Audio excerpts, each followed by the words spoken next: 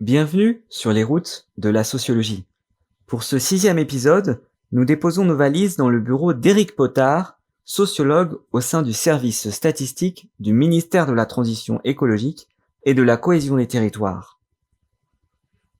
Dans notre échange, Éric revient sur sa découverte avec la sociologie lorsqu'il était sur les bancs de la fac de droit et une fois inscrit en sociologie, sur son initiation aux méthodes d'enquête qualitative et son intérêt pour les démarches compréhensives. Incité à faire une thèse au sein du CERTOP, il se tourne vers une thèse CIFRE au sein de l'ADEME, l'Agence de l'environnement et de la maîtrise de l'énergie. Il raconte comment cette thèse l'a conduit à se spécialiser sur les questions énergétiques en adoptant des démarches plus quantitatives. L'entretien, dont vous allez entendre les meilleurs extraits, est une occasion d'aborder avec lui le travail du sociologue dans une institution publique, sa posture professionnelle et ses tâches concrètes dans la réalisation de grandes enquêtes sur les rapports des Français à l'environnement. Est-ce que vous pourriez vous présenter ? Alors voilà, donc je m'appelle Éric Potard. Je suis docteur en sociologie maintenant depuis une quinzaine d'années. J'ai soutenu ma thèse en 2009 à l'université Toulouse Jean Jaurès, qui était l'université qu'on appelait encore à l'époque l'université Toulouse-Le Mirail.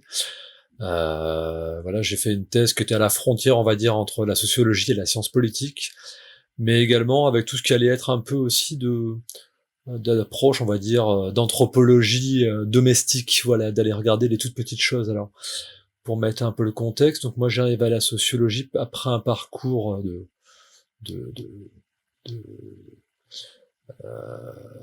un parcours plutôt littéraire dans tous les cas. Donc voilà, moi j'ai fait un bac littéraire. J'ai démarré par faire du droit. Alors j'ai tendance souvent à dire j'ai perdu 3 ans en droit. En fait, je les ai pas perdus parce que j'ai rencontré la sociologie en droit dans un monde qui était probablement trop étriqué par rapport à mes attentes intellectuelles. J'ai trouvé avec un professeur en sociologie politique, Bernard Pudal pour ne pas le citer, une vraie source d'intérêt qui m'a amené à tout d'un coup faire cette réorientation vers la sociologie. Alors réorientation difficile, hein, parce que partir vers une filière dont on sait que elle peut être perçue comme une forme d'usine à chômeurs, comme pour ceux qui veulent dénoncer ça. Donc là, je débarque à Toulouse à peu près à la fin des années 90, en 99, dans une très grosse fac de sociologie, hein, un des plus gros départements de sociologie de France. Et puis voilà, ensuite on a ce parcours-là, découvrir la sociologie vraiment à plein temps pendant ces quelques années passées là-bas, donc de à peu près 99 à 2009, hein, avec des sujets de recherche assez variés en plus. C'était ça qui était assez intéressant. Enfin, je crois que on n'est pas que son sujet de thèse, peut-être pour quand on fait son parcours, quand on regarde en arrière. Enfin, on pourrait parler de mon sujet de thèse et il est important dans ce parcours-là. Mais outre le sujet de thèse, il y a aussi toutes ces petites recherches qu'on va faire dans le cadre des premières années de la licence, puis du master, voilà, et qui permettent aussi d'affiner au fur et à mesure quel type de sociologue on est, quel type de matériaux on aime à mobiliser, quels angles on aime avoir, quel regard analytique on porte sur les objets sociaux qu'on a. Alors c'est vrai que moi par exemple, c'est pas inintéressant de rappeler, moi dès la première année, je me passionne pour tout ce courant d'interactionnisme symbolique, etc. Et notamment tout ce qui va être observation participante. Alors on a un cours justement de méthodologie qualitative où on nous incite à aller faire l'observation sur une place, et moi je vais rentrer vraiment dans le participant sur un groupe alors de sans-abri qui occupent l'espace public avec leurs chiens. Voilà, là un peu la caricature la fameuse bande de punk à chiens, tels qu'ils peuvent être désignés un peu de manière péjorative. Je les vois tous les jours. Je passe entre 10 minutes et 1 heure tous les jours avec eux, avec des aspects compliqués parfois, hein. C'est pas anodin de passer du temps avec des publics qui sont en partie stigmatisés dans l'espace public. S'investir, passer du temps, prendre le temps de comprendre les choses, découvrir des dynamiques d'évitement dans l'espace public. Ça, c'était quelque chose d'assez important dans ce premier travail. Passer beaucoup de temps et s'acharner aussi à essayer de saisir des choses et pas compter son temps. Et ça, c'était je me suis vite rendu compte que j'avais de la passion et je comptais pas mon temps. Ça, c'était quand même un bon signal. Et puis, il y a des retours des enseignants qui étaient plutôt quand même très bons par rapport à cette forme d'investissement. Je travaillais sur des sujets tout à fait différents, aussi en entretien, à aller faire des entretiens sur la transmission en milieu agricole. Comment, dans un monde où beaucoup d'agriculteurs qui travaillent sur les petites exploitations, notamment dans le Massif central, voir comment eux qui poussent leurs enfants à faire des études supérieures, mais en même temps une part d'eux voudrait qu'ils reprennent l'exploitation agricole, quoi. Ils veulent leur offrir la possibilité d'aller choisir d'autres parcours, et ça a été aussi des situations assez intéressantes de faire ces premiers entretiens, d'aller discuter avec des gens qui sont dans des univers différents, d'aller parler de choses sur lesquelles parfois ils ont jamais parlé avec leurs proches, finalement de faire émerger aussi des parcours, parfois aussi entretien biographique qui amènent à faire une forme de maïotique avec des gens qui sont pas forcément habitués à réfléchir de manière réflexive sur leur propre trajectoire. Donc c'était assez intéressant. Donc au fur et à mesure, voilà, cet intérêt pour les méthodologies qualitatives avec des rencontres. Ensuite, voilà, nous, il y avait une appétence assez forte à Toulouse, sur l'université de Toulouse, sur les chantiers urbains, ce qu'on appelle classiquement, donc partir à plusieurs sur des espaces urbains et les observer de manière assez approfondie. Voilà, j'ai travaillé sur des choses aussi basiques que sur la fréquentation des églises, aussi bien des églises touristiques que des églises complètement vides, où j'ai fait des observations à passer plusieurs heures sans voir personne. Mais l'observation du vide, c'est une observation à part entière. Je vous cache pas que dans mon équipe, les autres étudiants n'étaient pas très motivés par ce genre de sujet-là, de passer des heures à ne rien voir. Mais le peu qu'on voyait était très intéressant. Donc voilà, moi j'ai toujours trouvé intéressant de se jeter dans des sujets qui nous amènent un peu en dehors de ce qu'on peut faire. Et puis voilà, moi j'ai un sujet de maîtrise m'a beaucoup qui a amené aussi parfois certains enseignants à venir à mon contact et me dire ce serait peut-être intéressant d'aller vers un DEA, donc aujourd'hui un Master 2, ce qu'on appelle aujourd'hui un Master 2, et puis peut-être une thèse. J'ai fait un mémoire donc de Master, je vais l'appeler comme ça, donc sur la question des sectes en France, non pas en voyant les sectes comme acteurs politiques, c'est-à-dire j'avais découvert que une bonne partie des mouvements classés depuis le rapport parlementaire de 95 comme étant des sectes, c'était plus ou moins coalisé entre eux, avec créé des coalitions pour contester, on va dire, en tant qu'acteurs politiques comme collectif, cette forme de stigmatisation et cette forme de violation de la liberté de conscience. Et donc, avec cette idée assez forte de se dire, tiens, si je faisais de la sociologie compréhensive en prenant le contre-pied de la pensée générale, qui est les sectes sont le mal, et se dire, après tout, ça se tient leur raisonnement. Après tout, c'est vrai que où on définit la bonne religion et la mauvaise, c'est peut-être intéressant d'aller en discuter avec ces acteurs-là, en essayant de me défaire aussi de mes a priori négatifs, et d'aller écouter ces gens-là avec ce qu'ils ont à défendre. Et là, paradoxalement, c'est quand j'ai travaillé avec le milieu associatif anti-secte, que j'avais des gens qui étaient très opposés à la sociologie compréhensive. J'ai vu des cas comme ça où des gens à qui je demandais des entretiens me disaient « Est-ce que vous faites de la sociologie compréhensive ?» C'était la première question. Personne ne vous demande jamais ça, habituellement, mais parce que pour eux, un sociologue compréhensif, c'était quelqu'un qui avait un point de vue relativiste sur les sectes, et donc quelqu'un avec qui on ne pouvait pas discuter, parce que c'est quelqu'un qui, finalement, apportait un regard, finalement, qui enlevait une critique de principe. Voilà, les sectes, c'est le mal, et c'est un principe. Donc moi je sais que ce travail-là, il a été assez important pour moi, parce qu'il m'a amené aussi à me dire, partons aussi sur des sujets, essayons de partir à contre-pied, d'aller sur des choses qui sont pas évidentes pour nous, pas forcément sur des publics avec lesquels on se sent bien.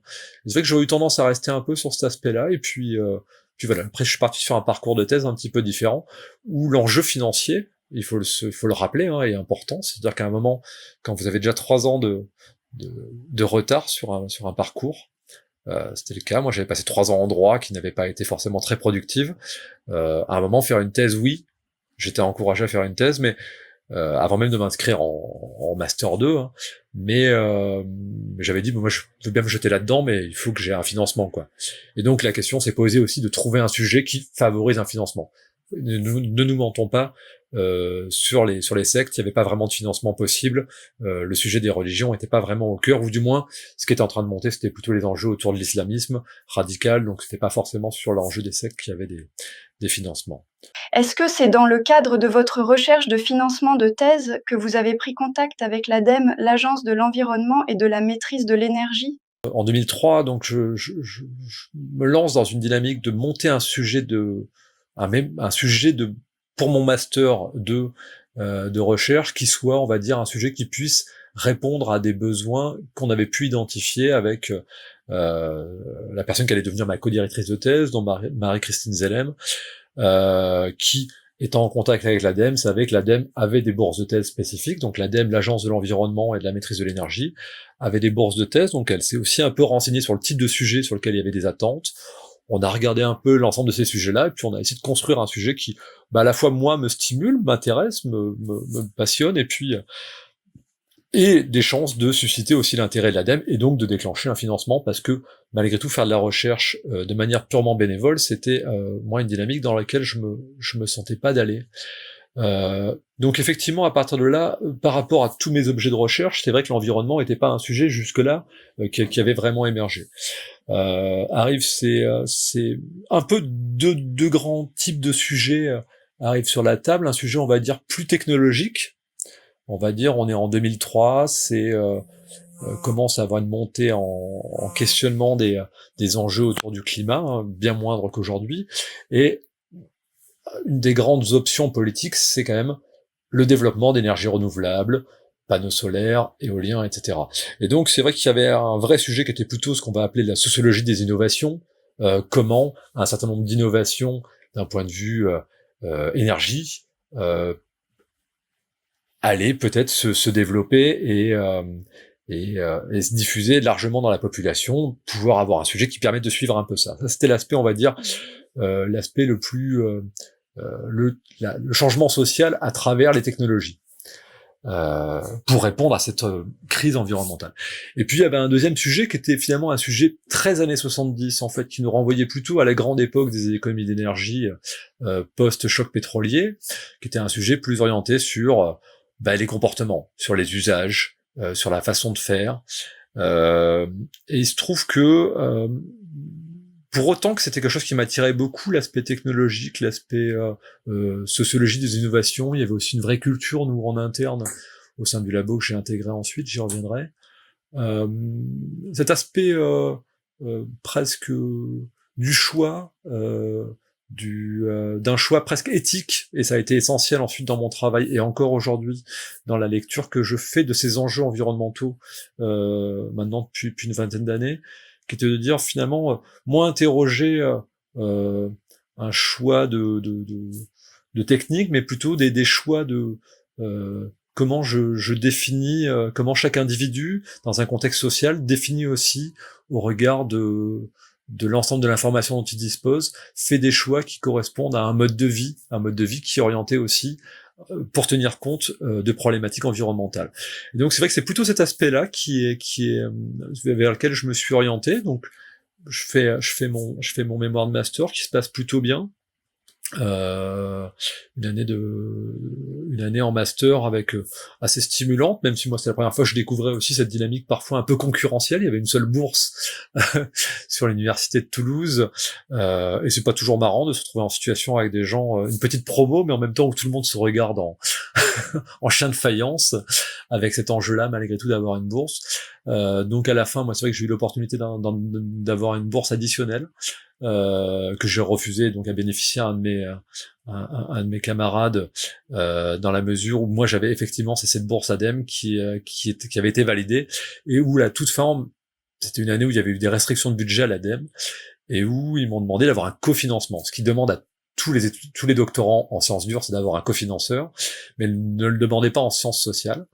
Et donc j'ai dû aller chercher aussi un cofinanceur, mais il se trouve que j'avais aussi envoyé mon dossier pour une CIFRE vers EDF Recherche et Développement, donc la cellule Recherche et Développement du principal opérateur de production et distribution d'électricité, de fourniture d'électricité en France. Et voilà, il y a eu un accord en fait pour avoir un cofinancement entre EDF et l'ADEME étant mon financeur principal, mais avec un cofinancement donc de EDF. Donc là, les 3 premières années sont assez complexes parce que elles amènent aussi tout d'un coup à travailler dans un contexte qui est tout à fait différent. C'est un vrai travail, des rapports réguliers avec une logique qui est assez différente entre l'ADEME qui a probablement une lecture plus recherche et qui va et probablement EDF qui a des attentes plus concrètes, plus entreprises. D'ailleurs, globalement, à pas mal d'égards, je bénéficiais assez souvent d'une tolérance en étant dans ce mode de financement-là que la plupart des doctorants que je connaissais qui bossaient à EDF avaient des exigences plus fortes en termes de résultats, parce que le but est aussi de créer des dispositifs opérationnels aussi pour EDF, concrètement. Donc c'est aussi une rencontre avec le milieu du travail, avec aussi l'entreprise privée, ce que ça peut vouloir dire, une entreprise qui était en train d'être cotée en bourse, qui est en train de changer d'identité, qui est en train de passer d'une entreprise monopolistique à une entreprise soumise à la concurrence. C'était une période assez charnière. Avec ce sujet-là, donc, il va devenir cette thèse-là, donc je réalise en 5 ans. Alors aujourd'hui, c'est des thèses qu'on peut considérer longues. Il faut se souvenir qu'à l'époque, les thèses en moyenne en sciences, en sociologie, c'était plutôt 6 ans et demi. Moi, j'étais le premier de mon DEA à soutenir ma thèse. Donc on considérait que c'était court, 5 ans. C'est terrible, hein, mais donc une assez grosse thèse en termes de volume, mais ça c'est pas la longueur qui fait l'importance. Moi je suis quelqu'un qui est je suis assez volubile et je garde assez peu de choses, donc c'est vrai que c'est une thèse qui est assez dense et assez touffue. Une thèse qui s'intitule donc Vers la sobriété électrique, donc avec un point d'entrée qui est l'électricité, pas l'énergie au sens large, mais bien l'électricité. Et puis cette notion de sobriété. Alors, c'est important de le signaler, aujourd'hui, il faut penser cette thèse-là dans le contexte de l'époque, c'est-à-dire elle démarre en 2004, elle finit en 2009. La sobriété est un terme que personne n'emploie, globalement, hormis Negawatt qui en a fait un des 3 piliers principaux de sa démarche, de son scénario prospectif sur les avenirs, sur l'avenir énergétique. La notion de sobriété n'est pas vraiment une notion à la mode. Tout est centré sur on va développer des technologies, des énergies renouvelables, c'est la technologie qui va nous sauver. On est dans une démarche très centrée là-dessus. Et d'un autre côté, on a une multiplication de petits médiums au niveau local, associatif, national, qui promeuvent tout ce qu'on va appeler aujourd'hui les petits gestes. Voilà, les fameux petits gestes, souvent traités avec... c'est un peu la solution facile, ça ne mange pas de pain en fait. C'est ce genre de politique-là qui mange pas de pain, avec parfois des solutions qui ont du sens, d'autres qui n'en ont pas. On encourage parfois à économiser sur des choses qui n'économisent pas grand-chose. Et puis, inversement, on parle pas de certains sujets qui fâchent. Voilà, faut se remettre. Si on parle en termes d'empreinte carbone, on savait déjà le poids de la viande, notamment de la consommation de bœuf dans l'empreinte carbone, mais c'était un sujet considéré comme tabou à l'époque. On savait déjà le poids des déplacements en avion, mais c'était un sujet sur lequel il fallait pas aller.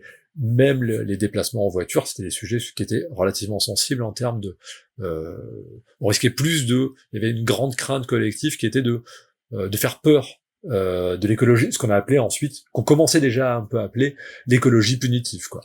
Dans la dernière partie de votre thèse sur l'énergie, vous avez travaillé sur des données qualitatives mais aussi quantitatives.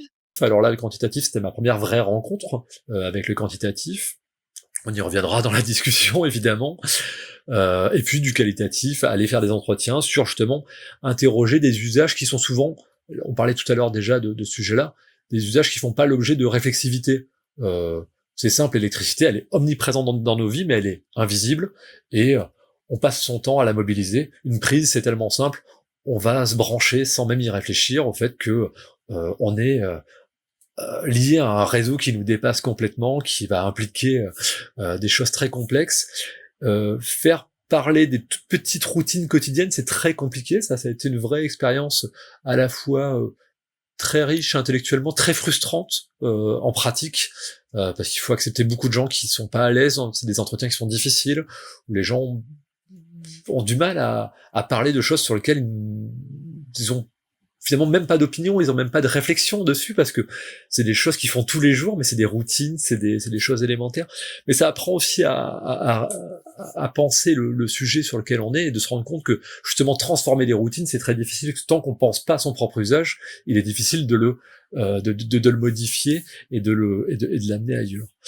Voilà, donc on a vraiment cet aspect-là, donc une thèse qui essaie justement d'interroger. Alors, avec le recul, ce qui est assez intéressant par rapport aux conclusions de cette thèse-là, c'est que c'était une thèse qui interrogeait beaucoup le modèle d'ouverture à la concurrence qui était en train de se mettre en œuvre, qui sur une partie de questions qu'elle posait par rapport aux dynamiques qui pourraient décliner de cette ouverture à la concurrence, on se rend compte un certain nombre de questions qui se posaient dans les années qui ont suivi, ces questions elles se sont posées. C'était pas que des hypothèses, et il se trouve que des choses qu'on pouvait redouter sont devenues plus concrètes, effectivement.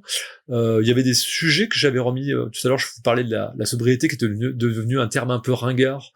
De la même manière, moi je parlais de planification. C'était un terme à l'époque qui était devenu complètement ringard, et puis maintenant depuis 5 ans à peu près, on le voit nous bien au ministère de la Transition écologique, c'est un terme qui est redevenu essentiel. C'était un terme qui était très marqué. Il avait un côté un peu années 50, un peu soviétique, voilà. Mais quand on travaille sur le développement durable, quand on travaille sur des pas de temps de 50 ou 100 ans, raisonner sur le long terme, penser des politiques publiques qui doivent sortir de logique purement électoraliste, de raisonner à 4 ans, d'avoir des retours sur investissement rapide, mais de réfléchir à des politiques publiques qui ont vocation à on dépense de l'argent aujourd'hui et les résultats se verront peut-être dans 50 ans. Et donc, il n'y aura jamais de bénéfice politique pour la personne qui va les mettre en œuvre. Donc des politiques souvent assez hésitants avant d'investir beaucoup d'argent sur des choses qui auront sur des politiques qui auront où le retour sur investissement électoral sera faible, voire même contre-productif à court terme, parce que l'argent finalement aura été dépensé quand on n'aura pas vu les effets. Donc c'était assez intéressant d'identifier ces choses-là. Il faut aussi se remettre qu'on était dans une dynamique, au moment où je démarre ma thèse en 2004, vraiment, l'environnement n'a pas pris l'ampleur que ça peut avoir aujourd'hui. Le changement climatique, on a vraiment encore tout un tas d'acteurs qui aujourd'hui paraissent irréprochables sur ce sujet-là, où le changement climatique est un argument, mais un argument de communication, pas un argument sincère. On fait des politiques, les 2 politiques publiques que je suis, elles sont là pour éviter des blackouts sur le réseau électrique. Elles ne sont pas là pour réduire les émissions de gaz à effet de serre liées aux consommations électriques. Mais d'un point de vue communication, vu que c'est en train de monter cet enjeu climatique, on le met en avant, quoi. Donc on est sur des politiques qui sont très étranges, parce que c'était des politiques environnementales sans en être, finalement. Il y avait une espèce d'hypocrisie permanente. C'est un mot un peu fort, hypocrisie, mais il avait vraiment du sens, parce qu'en fait, voilà, moi j'ai le souvenir d'avoir demandé, mais on a des suivis sur les gaz à effet de serre, etc. Ils disent, mais non, je sais pas. Mais pourtant, on parle souvent de changement climatique. Alors on dit, ça, il faut voir avec le service communication. Et c'était vraiment, le changement climatique était une belle image qu'on pouvait mettre en avant, mais ensuite, on n'avait plus besoin. D'ailleurs, à chaque fois qu'il y avait un renchérissement des prix des énergies, on reprenait l'argument le plus classique sur les économies d'énergie, qui est le porte-monnaie. C'est faire des économies d'énergie, c'est faire des économies financières. Une fois en thèse, donc vous avez finalement travaillé sur la question de l'environnement. Qu'est-ce qui vous a ensuite amené à être recruté au sein de l'ADEME? Avant de démarrer mon Master 2, j'ai commencé à préparer un dossier pour bénéficier chaque année de l'ADEME, donc qui est une agence, donc l'agence de l'environnement et de la maîtrise de l'énergie, aujourd'hui Agence nationale de la transition écologique, avec 80 bourses de thèse. C'est énorme, hein, quand on y repense. 80 bourses de thèse, en gros, je vous le dis à peu près de souvenirs, c'était à peu près 75 bourses de thèse en sciences dures, c'est-à-dire en génie des matériaux, en des choses comme ça, pour développer des nouveaux procédés en énergie photovoltaïque, des choses comme ça.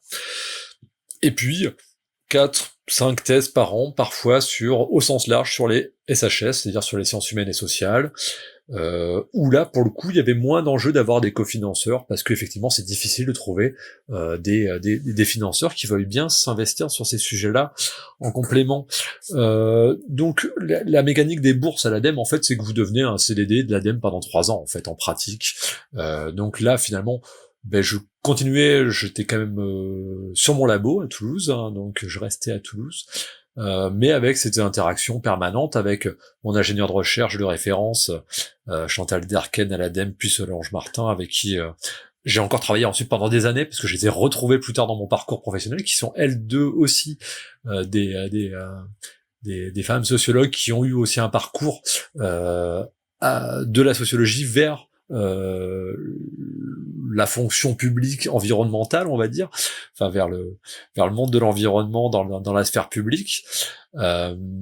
Donc c'est 3 ans donc au sein donc de l'ADEME, mais tout en n'étant pas basé in situ là, avec pas mal de liberté pour mettre en œuvre ce programme de recherche. Maintenant, c'est vrai que faut voir la sociologie de l'environnement, ce qu'on appelle aujourd'hui la sociologie de l'environnement. C'est en gros à l'époque 3-4 universités en France qui sont un peu là-dessus, et souvent des toutes petites équipes, c'est parfois 2-3 titulaires et 5-6 doctorants. C'est Toulouse au CERTOP notamment, c'est à Marseille où on a une petite équipe, on a une petite équipe à Strasbourg, à Rouen. Je vais forcément en oublier, après je m'en voudrais, mais je m'excuse si m'écoutent nos anciens collègues. Voilà, ça reste quand même quelque chose d'assez et qu'une sociologie qui parfois émane de soit d'une sociologie des mondes agricoles, qui a évolué petit à petit à passer du suivi des mesures agri-environnementales et de leur acceptation par le monde agricole. Nous, c'était ça à Toulouse. Il y avait c'était des gens qui avaient plutôt travaillé sur la sociologie du monde agricole, puis ayant travaillé sur l'intégration des enjeux environnementaux dans le monde agricole, étaient petit à petit devenus, par la force des choses, des sociologues de l'environnement. Donc on était des petites communautés, notamment à l'AISLF, donc l'Association internationale des sociologues de langue française, puis plus tard à l'AFS, qui n'existait pas encore quand j'ai démarré ma thèse, donc l'Association française de sociologie. Donc des communautés qui se voient, mais avec des logiques assez différentes, on va dire, avec des gens qui ont une vision peut-être plus parfois philosophie de l'environnement, et des gens qui ont une vision plus politique environnementale. Voilà, c'était un peu les deux champs, et d'ailleurs deux champs qui avaient parfois un peu de mal à dialoguer, parce que c'était pas forcément les mêmes approches. Puis on avait un peu plus loin des penseurs plus globaux, qui nourrissaient plus largement une pensée justement philosophique, des gens comme Bruno Latour, qui reprenaient de manière régulière ce sujet de l'environnement, qui n'avait pas encore fait, comme à la fin de sa vie, un sujet central, mais qui était un sujet qui revenait quand même régulièrement dans son travail. Donc c'était quand même un champ assez peu structuré, et c'est vrai que la réalité, elle était à travers les sujets sur lesquels on était, qui étaient quand même très variés. Et pour prendre le cas des questions de politique, des enjeux climatiques, je me souviens d'un séminaire en 2010, l'année après j'ai fini ma thèse, on est organisé à Strasbourg, où ils avaient essayé de réunir tous les gens qui travaillaient en sociologie sur les questions plus ou moins loin des enjeux du changement climatique, et on était 12. Donc c'était vraiment, c'était très peu de monde, et essentiellement des doctorants, ou des gens qui venaient globalement, des post-docs de doctorants, qui venaient de finir. Donc c'est vrai que on était encore dans une dynamique où travailler sur le changement climatique et sur l'environnement était quand même quelque chose qui était globalement pas pris très au sérieux au sein du champ académique. Il y avait très peu de postes de sociologie de l'environnement, ils s'en créaient petit à petit, mais c'était pas un champ à part entière, c'était pas un champ spécialement reconnu, parce que l'environnement restait quand même d'abord perçu comme un champ militant, que les gens qui allaient travailler sur l'environnement étaient des gens qui avaient des appétences avec le milieu écologiste, et que du coup, il y avait toujours un peu cette espèce de procès d'intention qui était les gens qui travaillaient sur l'environnement étaient des militants écologistes déguisés. Il suffisait d'assister à des séminaires pour voir que c'était globalement pas le cas, mais peu importe, c'était un peu la réputation. Donc avoir des postes, c'était assez difficile. Ça nous amène quand même un peu j'imagine à la suite aussi de notre discussion. Moi, il y a cette thèse qui se finit, donc 3 ans en financement ADEME-EDF, 2 ans en tant que ATER, donc assistant temporaire d'enseignement et de recherche, donc à l'université de Toulouse-Mirail. Et puis effectivement, le démarrage du postdoc, donc il met un peu de temps. Je devais démarrer un postdoc européen, mais qui met beaucoup de temps à se finaliser. Et au dernier moment, j'ai trouvé un autre postdoc, quelques jours d'avoir ce postdoc là, qui devait être basé à Toulouse, qui devait être sur la chaîne du froid, un programme européen à 27 pays, avec beaucoup de partenaires, un énorme truc. Donc ça, j'ai pas fait ça finalement. J'ai monté un gros questionnaire à cette occasion-là, une grosse enquête quantitative qui a été diffusée dans toute l'Europe, mais que finalement j'ai jamais prolongé, enfin j'ai jamais vraiment eu à monter. Et là, j'atterris sur à nouveau un peu plus proche de l'environnement. J'atterris sur un postdoc au groupement d'intérêt scientifique, participation du public, décision, démocratie participative. Donc là, donc on est sur un GIS, donc c'est un ensemble, c'est un collectif de laboratoires d'où une partie des chercheurs ont un intérêt commun, qui sont les questions de démocratie participative, de participation du public au processus décisionnel, et où il y a la volonté de structurer une animation de ce réseau-là avec en gros une quarantaine de laboratoires, CNRS, INRAE, etc. Pas mal de gens, et donc là j'ai ce postdoc-là qui est plutôt un postdoc d'animation, moins un postdoc de recherche. C'était assez frustrant de ce point de vue-là, mais aussi l'occasion de travailler avec beaucoup de chercheurs, la participation. S'il y a bien un domaine dans lequel la participation est particulièrement importante, historiquement, c'est le domaine de l'environnement. Donc là, ça a renforcé aussi un ancrage dans ce domaine-là de l'environnement, avec ces sujets-là de participation qui renvoyaient aussi à des travaux que j'avais pu mener sur les mobilisations environnementales locales, où souvent, arrivait ce moment-là où, plutôt que d'être que dans l'opposition, il y avait ces voies alternatives qui passaient par la concertation, le débat public et l'émergence ou pas de solutions négociées. Donc là, c'est 1 an et demi à peu près de postdoc, assez super stimulant, beaucoup d'organisations de très gros colloques sur le sujet. Beaucoup de rencontres avec beaucoup de chercheurs, aussi bien des jeunes chercheurs en doctorat que des grandes figures de la sociologie française et internationale. Et puis toujours l'enjeu de trouver un poste, et ça, vous le savez, hein, trouver des postes c'est difficile. Déjà, le fléchage des postes ferme une partie des opportunités d'emblée. Déjà à l'époque, je peux plus parler pour ce que c'est aujourd'hui, mais le CNRS a été à un niveau d'exigence pour présenter un dossier qui faisait que je m'embêtais même pas à en poser un. C'est-à-dire quand je voyais les gens les 2 postes qui étaient recrutés par an, qui étaient des gens qui avaient déjà sorti un bouquin en français et en anglais, et qui avaient déjà 5 postdocs dans 3 pays différents, je me disais, bon, je ne vais pas m'aligner, ce qui est peut-être une erreur, hein, mais voilà, c'est vrai que moi j'ai pas fait le choix de faire les concours CNRS. J'ai pas mal fait d'auditions, j'ai eu pas mal de déceptions, hein, vous connaissez le parcours, hein, ça c'était mon but premier. Ça m'amène aussi à dire peut-être que moi, en fait, mon souhait principal, premier, mon appétence principale, c'était l'enseignement universitaire. C'est que j'ai enseigné comme chargé de cours, j'ai enseigné comme ATER longtemps. Moi, j'ai toujours eu beaucoup d'intérêt à ça. J'enseignais pendant un temps beaucoup les méthodes qualitatives. Je vous l'ai évoqué tout à l'heure. C'était un aspect qui moi me passionnait. Pour des raisons différentes à partir d'un moment, parce que je n'habitais plus à Toulouse. J'ai enseigné, alors ça peut paraître bizarre, j'enseignais les méthodes quantitatives, parce que vu que personne voulait s'y coller, c'était là où j'arrivais plus facilement à avoir des horaires continus, ce qui me permettait de venir à Toulouse et d'avoir tous mes cours à la suite, et puis ça demandait beaucoup moins de préparation. C'est un des vrais avantages des méthodes quantitatives. Alors là, c'était un vrai défi, je me suis rendu compte d'un vrai défi pédagogique avec les étudiants, c'est qu'on a beaucoup d'étudiants qui sont pas venus faire la socio pour faire des maths. Ça, vous le savez, si vous avez déjà enseigné les stats ou l'informatique appliquée aux statistiques. Un des gros enjeux de ces cours-là, c'est de réussir à remotiver les étudiants, à se faire confiance et à croire le niveau, il est tout à fait accessible pour qui veut bien s'en donner les moyens. Le seul problème, c'est qu'on se trouve avec des jeunes gens, 19 ans, 20 ans, qui se sont mis des blocages, il y a des chiffres, c'est pas pour eux, et moi je trouvais ça passionnant de réussir à essayer de défaire ces blocages-là et avoir des étudiants qui avaient des bonnes notes à la fin alors qu'ils s'étaient persuadés de pas pouvoir y arriver. Et moi j'avais été un peu un étudiant comme ça, j'aurais jamais parié que je finirais plus tard par venir dans la sociologie quantitative, qui est aujourd'hui mon métier. Vous avez dit à un moment donné, quand on est sociologue de l'environnement, on est perçu comme militant. Et vous avez dit aussi que les allocations de thèse à l'ADEME, elles étaient plutôt destinées en grande majorité non pas justement aux sciences sociales, mais plutôt à des thèses en sciences dures.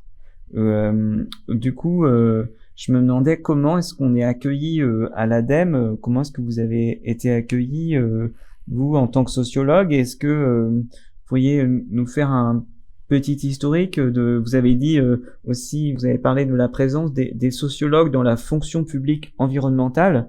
Est-ce que vous pourriez nous expliquer, est-ce que par exemple vous êtes le premier ou un des premiers sociologues à l'ADEME, notamment au service statistique, est-ce que il y a un petit historique possible à avoir sur finalement la place de la sociologie dans cette institution et peut-être plus largement au ministère, quelle est la place des sociologues.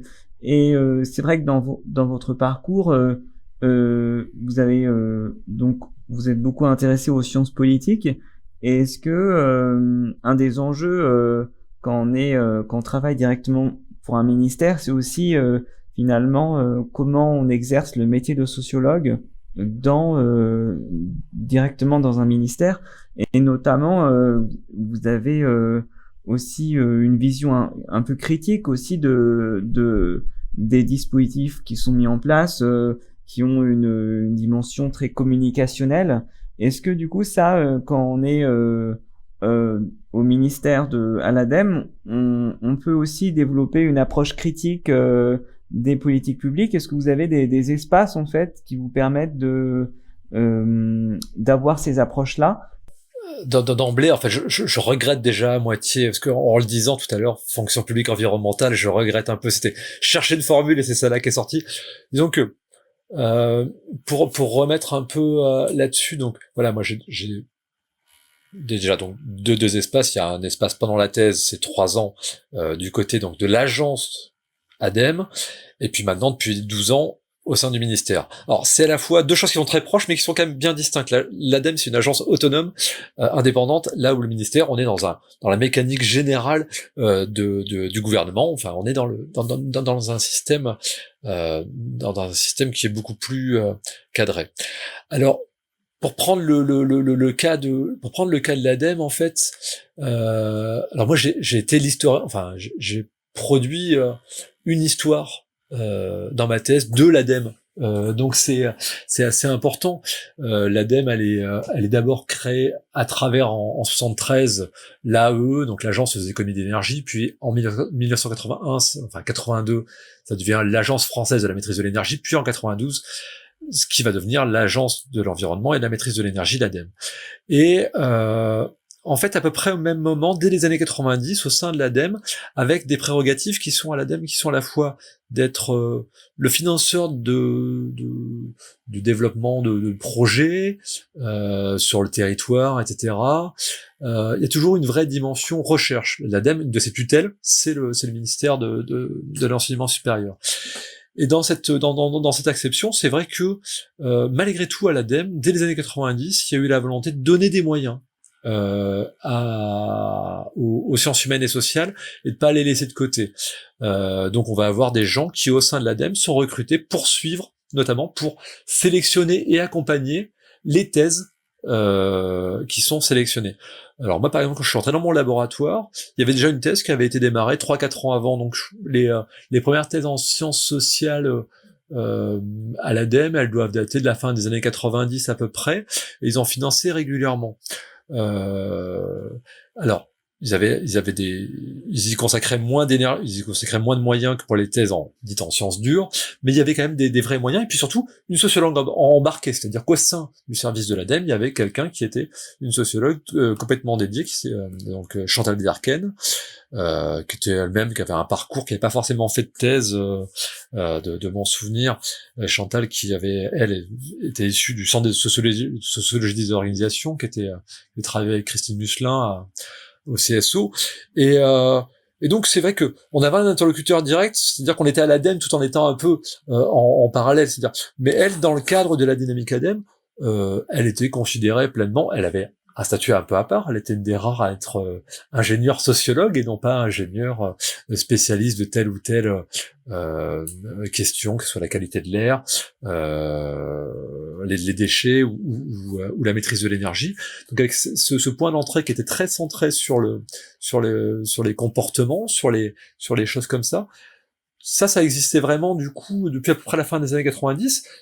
Bon, je l'ai évoqué tout à l'heure, c'est aussi quelque chose qu'on voyait un petit peu donc avec quand même un service à EDF R&D où il y avait quand même des économistes et des sociologues, mais qui devaient quand même faire une douzaine de personnes, enfin peut-être même une quinzaine, et qui prenaient régulièrement des doctorants en chiffres. Donc on voyait quand même que sur ces sujets-là, il y avait malgré tout des sociologues dans des milieux théoriquement très techniques, avec une forte culture d'ingénieurs, beaucoup d'ingénieurs des mines dans le monde de l'énergie, parce que là vraiment on était sur le champ énergétique. Au ministère de l'Environnement, pour prendre par exemple le poste sur lequel je suis aujourd'hui, ça va demander un petit recul en arrière. Donc actuellement, donc moi je suis sociologue donc au sein du service statistique ministériel en charge des questions environnementales, ça s'appelle le SDES, Service des données et études statistiques, mais historiquement avant 2008 ça s'appelait l'IFEN, l'Institut français de l'environnement. Ça avait été créé en 92, l'IFEN, et dès la création de l'IFEN, qui était là aussi un institut avec une vraie indépendance par rapport au ministère, l'Institut français de l'environnement, donc créé en 92, dès les départs, il y a eu un sociologue au sein de l'IFEN qui a monté les premières enquêtes. En l'occurrence, ce sociologue, c'est Michel Dobray. Elle est aujourd'hui professeure de sociologie à l'université de Caen, je crois. C'est pas Caen, c'est Rouen, mais je crois que c'est bien. Je crois que c'est Caen. Donc Michel Dobray, donc qui était en thèse, qui a démarré ici, qui a créé les premières enquêtes sur lesquelles moi je travaille encore en partie, à qui lui a succédé ensuite, elle est restée 8 ans à peu près.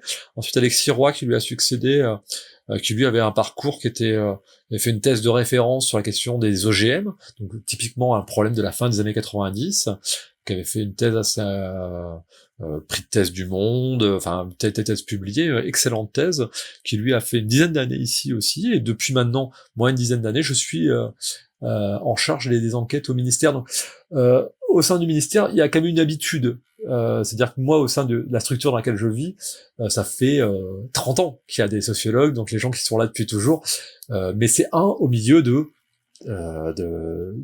masse de gens qui ont des profils, et notamment moi dans un service statistique, majorité de statisticiens, d'ingénieurs, mais sciences humaines, assez peu de profils sciences humaines.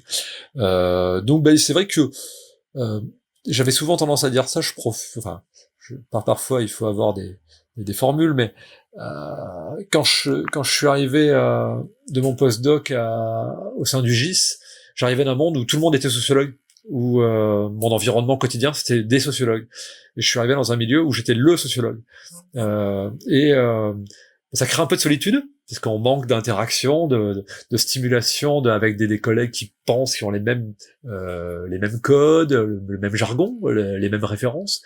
Et d'un autre côté, tout d'un coup, on se sent singulier aussi. Alors on est un peu le poète de la famille, hein, on va pas se mentir, mais je le dis régulièrement, hein. Moi au sein de mon boulot, je suis un peu le poète ici, c'est pour une partie des gens, je suis un peu le philosophe, le poète, parce que c'est vrai que on a pas mal de profils qui sont des gens très attachés à des approches très statistiques, très rigoureuses, avec des profils d'ingénieurs très très cadrés, qui sont parfois pour certains plus lointains avec la culture des sciences humaines et sociales, qui ont parfois des a priori forts. Et la confrontation, moi j'ai changé mon regard aussi sur parfois ces métiers-là que je connaissais mal. J'ai appris à les respecter peut-être plus que ce que je ne les respectais avant, et je crois avoir réussi à faire évoluer leur regard sur les sciences humaines et sociales, qui ne sont pas que des fantaisies littéraires pleines de jargon et de suppositions et des sciences molles, quoi, comme ils peuvent avoir coutume de dire, avec aussi ce rôle, mais c'est assez valorisant, et je crois que c'était le cas à l'ADEME comme c'est le cas au ministère. Je pense qu'il y a aussi eu des choix organisationnels forts, d'assumer d'avoir des sociologues, et d'assumer de se dire, c'est des gens qui vont être des aiguillons. Donc il y a des moments, ça sera pénible, et il y a des moments, ça sera stimulant. C'est aussi pour répondre un peu à la question que vous aviez, c'est finalement la lecture critique qu'on peut avoir. Écrire des choses critiques dans le cadre des publications ministérielles, ça c'est compliqué, parce qu'on a une forme voilà, on porte la parole du ministère, à un moment le sociologue il s'efface derrière la signature ministérielle, mais ça n'empêche pas qu'en interne, il y a un souci aussi de prendre en compte ce type de regard décalé, cette façon d'envisager les choses un peu autrement, et qui, moi, depuis que je suis ici, globalement, j'ai toujours eu plutôt des hiérarchies qui se sont agacées parfois de formes qui peuvent parfois percevoir comme une forme d'impertinence. Moi, j'avais peu goût à la hiérarchie. J'arrivais d'un monde de laboratoire où, dans un laboratoire, la hiérarchie est quand même assez faible. Là, on est dans des modèles où il y a des N plus 1, plus 2, plus 3, des sous-directeurs, des chefs de bureau, il faut respecter des canons, des codes, etc. c'est un peu difficile quand on a passé 10 ans dans le monde de la recherche. Voilà, une pointeuse au travail. Pointer tous les jours pour venir, tout un tas de choses qui étaient un petit peu contraignants et en même temps qui ont aussi des avantages. Je suis sorti du monde de la recherche où j'ouvrais mes mails en vacances, le dimanche, la nuit, je fais plus ça. C'est la déconnexion aussi, elle a ces avantages-là. Quand on pointe, on est là ou on n'est pas là, et ça permet aussi de cadrer les choses. Après, c'est une difficulté, c'est-à-dire que quand vous êtes dans un modèle plus de sociologue de bureau, vous devenez un sociologue plus loin du terrain aussi. Ça, c'est un vrai souci. Quand il faut faire des formulaires pour pouvoir aller à l'extérieur de votre bureau, rien que de sortir dehors, sur les horaires habituels de temps de travail, c'est un peu fastidieux, quoi. Donc finalement, ça vous le faites un peu sur les moments, sur d'autres moments. Mais non, je crois qu'il y a quand même une vraie conscience au sein de ces deux organismes, enfin de ces deux organisations environnementales publiques que sont l'ADEME d'une part et le ministère de l'Environnement d'autre part, c'est de laisser libre cours quand même à des approches en sciences humaines et sociales, et de considérer qu'elles pouvaient aiguillonner, donner du sens, permet de changer de perspective, et je pense qu'un certain nombre de fois, la sociologie de l'environnement a su montrer que il y avait nécessité de changer de point de vue, de rompre avec un certain nombre de préjugés qu'on pouvait avoir, parfois véhiculés par les médias, hein. D'ailleurs je dis pas que les médias cherchaient à tromper, mais mettaient un effet de zoom sur des aspects, et que en fait, si on l'étudiait bien, le phénomène, il méritait d'être un peu relativisé par rapport à l'impression générale que pouvait être véhiculée par les médias, quoi. Est-ce que vous pourriez donner un peu plus de détails sur vos missions en faisant une petite genèse de vos enquêtes depuis que vous êtes au ministère ? Donc je suis arrivé au ministère en 2012, en juin 2012, donc au sein donc d'une structure qui s'appelle donc le service des données et études statistiques, donc qui est le service statistique du ministère de l'Environnement, donc qui est en soi-même aussi un service dans une organisation plus large qui s'appelle le Commissariat général au développement durable. Donc Commissariat général au développement durable qui a des prérogatives en termes de recherche, qui était pendant longtemps le financeur de la recherche sur l'environnement en France, et notamment des sociologues qui travaillent sur l'environnement, du service de l'évaluation, notamment dans une logique plus évaluative, et puis de la délégation au développement durable qui a une vision, on va dire, un peu plus prospective, un peu plus politique des travaux. Donc c'est un peu c'est la grande direction générale du ministère qui va avoir moins des approches ciblées, mais plutôt un peu plus transversales. Donc les services statistiques, en fait, la logique, elle est donc de produire des statistiques structurées, continues, sur les questions environnementales. Alors moi, je suis dans un service statistique où on va avoir quelques grands domaines, c'est-à-dire statistiques de l'énergie, statistiques du transport, statistiques des logements, enfin du logement et de la construction, et enfin une sous-direction qui s'appelle de l'information environnementale et non pas de la statistique environnementale. Alors pourquoi pas de la statistique environnementale ? Il se trouve que vu qu'on est les héritiers, donc ce que j'en ai parlé un peu, de l'Institut français de l'environnement, on est chargé en fait de l'application de la convention d'Aarhus, qui est une convention que la France a signée en 98, qui s'engage notamment, il y a 3 piliers, et il y en a un qui s'appelle l'information environnementale, offrir de manière continue aux citoyens une information environnementale détaillée, claire, accessible. Dans ce cadre-là, donc il y a la production notamment tous les 4 ans de ce qu'on appelle le rapport sur l'état de l'environnement. C'est un document assez important qui permet aussi de donner l'ensemble des éléments de savoir dont peuvent avoir besoin les citoyens, les associatifs, les entreprises, les collectivités sur ces questions d'environnement. Donc dans ce cadre-là, c'est vrai qu'on a un collectif en fait de gens qui travaillent, qui sont pour certains statisticiens, pour d'autres plutôt des spécialistes d'un champ. Donc on a 3 grands domaines, c'est-à-dire l'état des milieux, c'est-à-dire dans quel est le but étant de tracer des statistiques sur l'état de la qualité de l'air, l'état de la qualité des sols, de la qualité des cours d'eau, des eaux de profondeur, etc. On va avoir des gens qui vont travailler plutôt sur les pressions agricoles, les pressions industrielles, les pressions des ménages, la production de l'empreinte carbone, tout ce qui va être lié à la consommation de matière, donc tout ce qui va être ce qu'on pourrait appeler aussi les pollutions, mais on va parler plus largement de pression. Et puis un troisième champ, et c'est dans celui-là dans lequel je m'inscris, c'est ce qu'on appelle plutôt le champ des réponses. Donc les réponses sociales à ces problèmes-là, si on voit que l'état d'un milieu il se dégrade, qu'on voit que des pressions sont exercées sur ce milieu-là, quelles formes de réponses sont apportées. Et là-dessus, moi je suis dans une équipe en fait qui fait des synthèses dites économiques et sociales sur l'environnement. Donc l'essentiel de l'équipe sont des approches économiques, et moi je suis celui qui fait les synthèses sociales.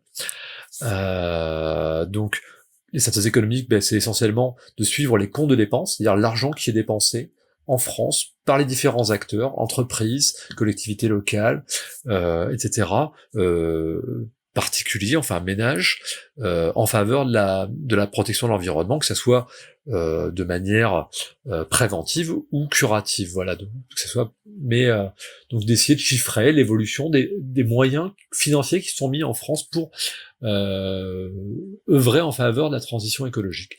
Et moi, de l'autre côté, donc dans le prolongement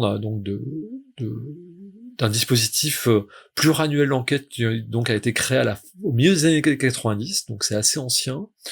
On a donc ce qu'on va appeler un programme pluriannuel d'enquête pour essayer de saisir l'appropriation des enjeux environnementaux par la population française.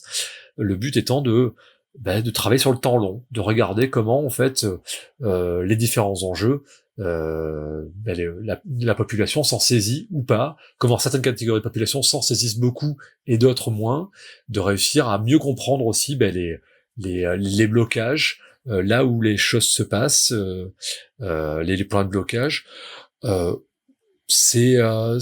Alors, à la différence d'autres statistiques qui vont être au sein de la structure dans laquelle je suis, de la sous-direction, une bonne partie des statistiques qui sont dans la sous-direction sont des statistiques, on va dire, cadrées et encadrées, avec des nomenclatures qui sont anciennes, qui sont négociées à l'échelle européenne, dans le cadre soit de l'agence européenne de l'environnement, soit dans le cadre de Eurostat. Donc Eurostat, c'est l'équivalent de l'INSEE à l'échelle européenne, donc avec des nomenclatures, tout le monde compte de la même manière, etc. Moi, la plupart de mes collègues, ils ont ce qu'on appelle des rapportages à faire, le reporting, on appellerait ça plus classiquement. C'est faire remonter les données de la France dans le cadre de méthodologies bien définies. Moi, en revanche, mon activité n'est pas vraiment encadrée par ce genre de choses-là. J'ai pas forcément d'homologue européen. Il y a quelques pays en Europe qui ont des sociologues dans leur service statistique de l'environnement, mais pas tous, globalement pas beaucoup. Et puis, on n'est pas vraiment coordonnés. Donc chacun fait un peu ce qu'il veut, et puis on est d'autant moins coordonnés que, pour moi, par exemple, qui travaille sur un dispositif d'enquête qui a été créé depuis plus de 25 ans, aujourd'hui on me dirait il faut venir se caler sur un modèle européen. Ça voudrait dire casser toutes les séries qui existent depuis 25 ans pour les faire rentrer ailleurs. Ce qui est toujours dommage quand on a un dispositif pluriannuel, de devoir y renoncer. Donc c'est vrai que la particularité, voilà, c'est qu'on est donc dans un service statistique qui est à la fois incorporé dans un ministère, mais qui en même temps a une part d'indépendance. Voilà, on fait partie de ce qu'on appelle plus classiquement le système statistique national, qui a, comme l'INSEE, comme les différents services statistiques ministériels, on est là aussi pour produire une donnée qui n'est pas influée par le politique, c'est-à-dire que les données vont sortir dans tous les cas, qu'elles arrangent ou pas le politique. Or, parfois c'est compliqué, on est sur des nuances qui sont subtiles là-dessus, sur l'indépendance totale, mais parce qu'on peut pas non plus faire comme si on n'avait pas cette espèce de double affiliation à la fois au système statistique avec l'indépendance, et puis le fait qu'on appartient aussi au ministère, avec un ministre qui est quand même notre patron, quoi, et qui n'est pas forcément toujours très satisfait de certains chiffres qui peuvent sortir et qui vont pas forcément dans le sens aussi du narratif politique qui peut être porté. Donc voilà. Donc moi je suis arrivé dans ce poste-là en étant aussi l'héritier d'enquêtes qui existaient déjà. Donc pour rentrer un peu dans le détail de ces enquêtes, il y avait deux enquêtes principales, c'est-à-dire des enquêtes très approfondies, donc on prend vraiment avec des méthodologies extrêmement exigeantes. Alors voilà, classiquement, quelqu'un qui pourrait regarder de dehors pourrait dire vous faites des sondages. Des sondages comme il en existe plein tout le temps. Voilà. Moi, j'emploie jamais le terme sondage parce que le terme sondage est devenu quand même relativement péjoratif et notamment pour les gens qui font des enquêtes extrêmement exigeantes d'un point de vue méthodologique. Donc moi, j'emploie bien le terme d'enquête quantitative. On essaie d'avoir des méthodologies qui sont extrêmement encadrées. On les soumet à avis, donc au Conseil national de l'information statistique, pour aussi faire des choix. C'est de l'argent public qu'on dépense pour faire les enquêtes, pour essayer de bien comprendre les choses. Chaque question, ça coûte beaucoup d'argent. On essaie d'avoir des échantillons qui soient les plus grands possibles, en même temps avec des budgets limités, puis d'inflation sur ce domaine-là de prestations, parce qu'on passe par des prestataires pour réaliser la collecte en elle-même. Alors moi, ce qui est assez particulier, c'est que la plupart de mes collègues dans le service statistique travaillent sur des données secondaires. C'est-à-dire qu'ils récupèrent des données, ils les exploitent, ils en tirent de l'information et ils produisent de l'information à partir de données qui étaient déjà présentes. Ils vont exploiter la donnée.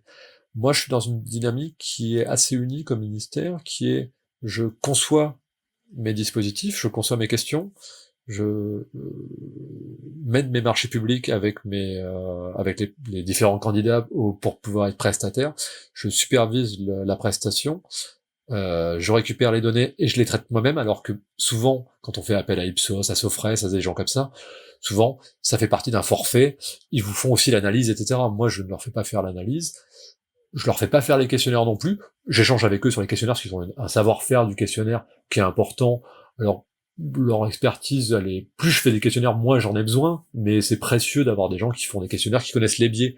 Ah, ben la question posée comme ça va induire tel type de biais, etc.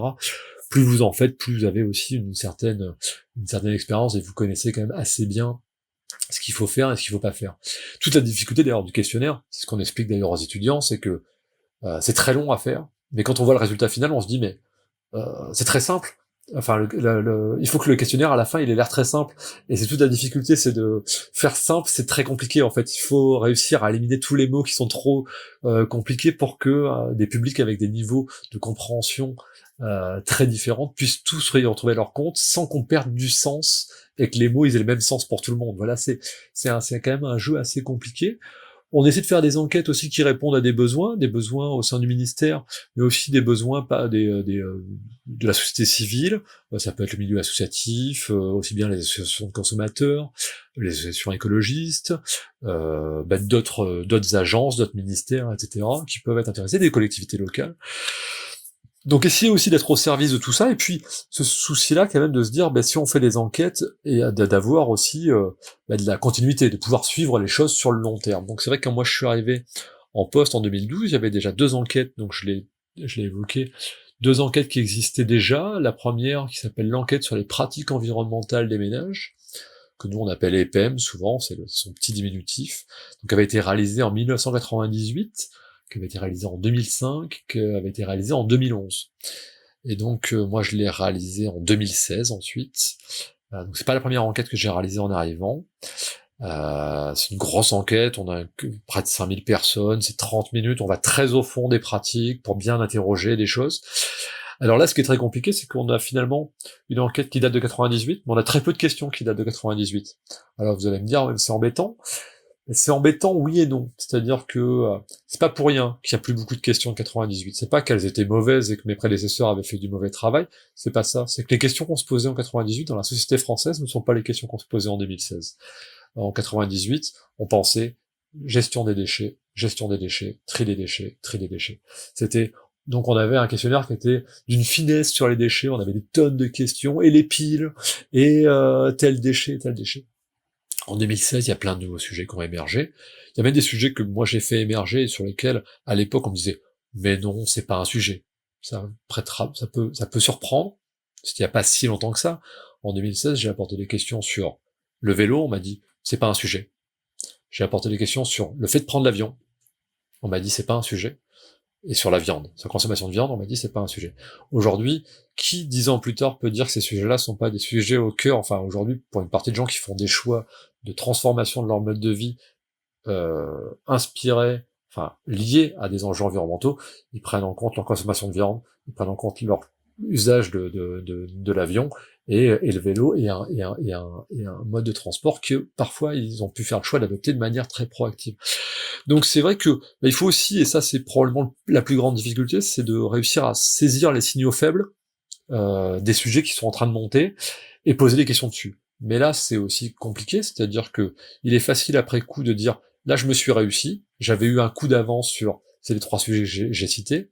Faut savoir aussi que si je m'étais raté, chaque question elle coûte 1 000 €. Donc chaque fois que vous vous ratez, vous avez une question qui, la fois suivante, vous vous dites en fait non, c'est vrai, ils avaient raison, c'est pas un sujet. Donc la question on la repose pas. Et au final, on a dépensé de l'argent public pour une question qui n'avait pas un intérêt fondamental. Avec le recul, quand l'histoire vous donne raison, c'est toujours plus simple de se dire j'avais un coup d'avance sur le truc, mais on n'a pas toujours un coup d'avance. Donc il y a un jeu de prise de risque là-dedans et de tenir compte à la fois d'avoir des questions, donc ce que je disais, qui ont un peu de profondeur historique pour essayer de voir comment les pratiques elles ont évolué, et en même temps faire émerger de nouvelles questions. Et vu que les questionnaires c'est pas extensif, quand vous avez une demi-heure, vous pouvez pas faire des questionnaires plus d'une demi-heure, après c'est trop long pour les gens. Donc il faut enlever des questions à chaque fois pour pouvoir en poser des nouvelles. Et donc c'est un jeu de je remplace, je mets ça à la place de ce qui existait, et inversement. Donc ça c'est un exercice qui est pas simple, parce que chaque fois qu'on enlève une série, on perd des choses sur lesquelles on aurait pu vouloir aller, mais il y a des sujets qui aujourd'hui sont moins importants, où il y a une forme d'unanimisme. C'est moins intéressant de travailler sur le tri des déchets en 2024 que ça l'était en 98. Aujourd'hui, on sait qu'une grande partie de la population trie aussi parce qu'elle est très équipée. En revanche, on a des transformations de mode de vie liées au mode de déplacement ou au mode alimentaire, là où la marche à franchir est colossale. Donc ça c'est une enquête qui existait avant même que moi je prenne le poste, qui avait donc eu lieu 3 fois et que moi j'ai réalisé une fois. Il y avait une autre enquête qui s'appelle l'enquête sur le sentiment d'exposition au risque, ça c'est la dernière que j'ai réalisée.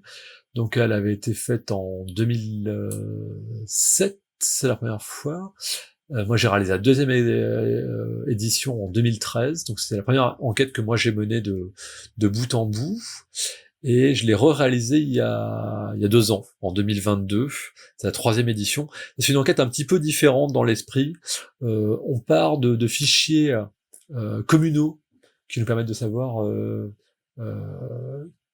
qui, en fonction là où les gens habitent, s'ils sont exposés à tel ou tel risque environnementaux, c'est-à-dire des risques naturels, séismes, inondations, etc., ou risques technologiques, c'est-à-dire la présence de sites Céveso ou de centrales nucléaires.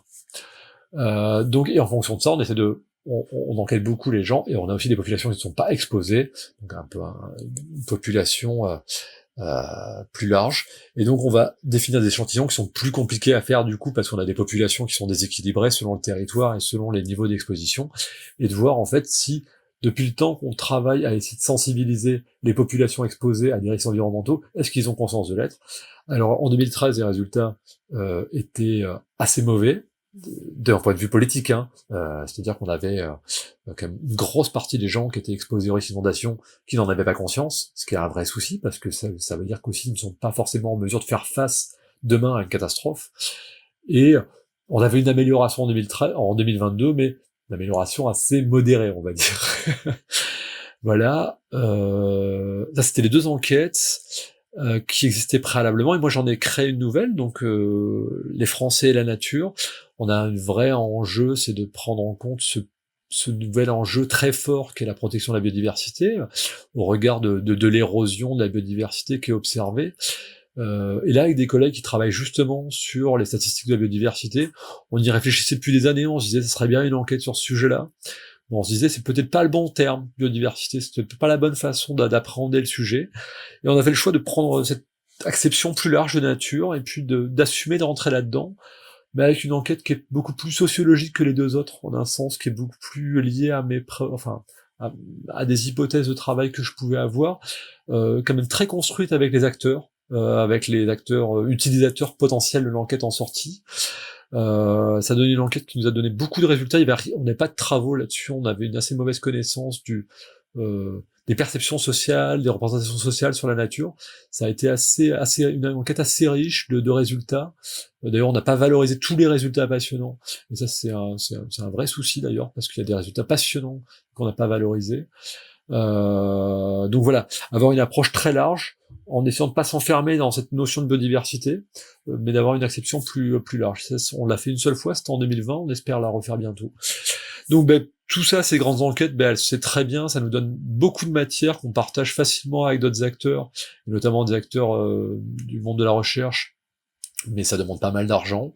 Vous n'êtes pas sans savoir que l'argent, c'est le nerf de la guerre et que c'est difficile de s'imposer, de réussir à avoir des budgets, surtout quand on est malgré tout le sociologue, c'est-à-dire quand même un peu la dernière roue du carrosse.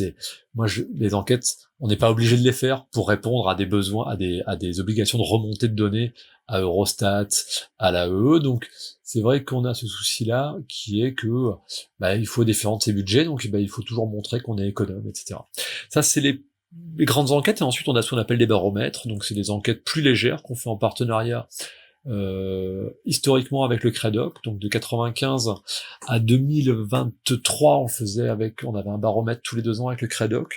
C'était un partenariat de longue haleine et de très grande qualité, passionnant de travailler avec eux. Pour des raisons compliquées, on a dû arrêter, qui ont rien à voir avec la qualité du travail mené par nos collègues du CREDOC, pour des raisons essentiellement financières. On a changé notre fusil d'épaule et on a créé un nouveau baromètre où on reprend une partie des questions qu'on traite avec le CREDOC, qu'on fait dans le cadre d'un partenariat avec Sciences Po Paris, dans le cadre du panel Ellipse, mais qui nous permet de poser beaucoup plus de questions, on va beaucoup plus au fond des choses, et un travail qui est beaucoup plus en interaction avec des chercheurs en sciences politiques et pas mal de doctorants, c'est passionnant. Donc c'est un tout nouveau baromètre qui existe depuis de 2 ans, voilà. Là je suis en train de faire une publication sur la 2e année.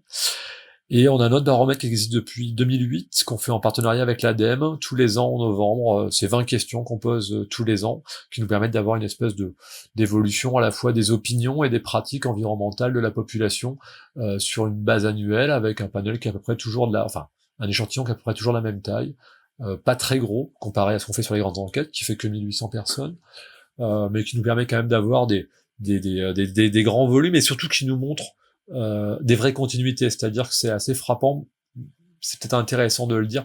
Moi, j'étais pas un quantitativiste en arrivant ici, mais c'était un métier comme un autre, et j'avais des compétences en quanti, donc je me suis fait embaucher ici, mais j'étais pas forcément convaincu, j'avais pas forcément une très bonne image des enquêtes quantitatives, et aujourd'hui, en fait, plus je travaille dessus, plus je suis convaincu qu'on produit des chiffres relativement robustes.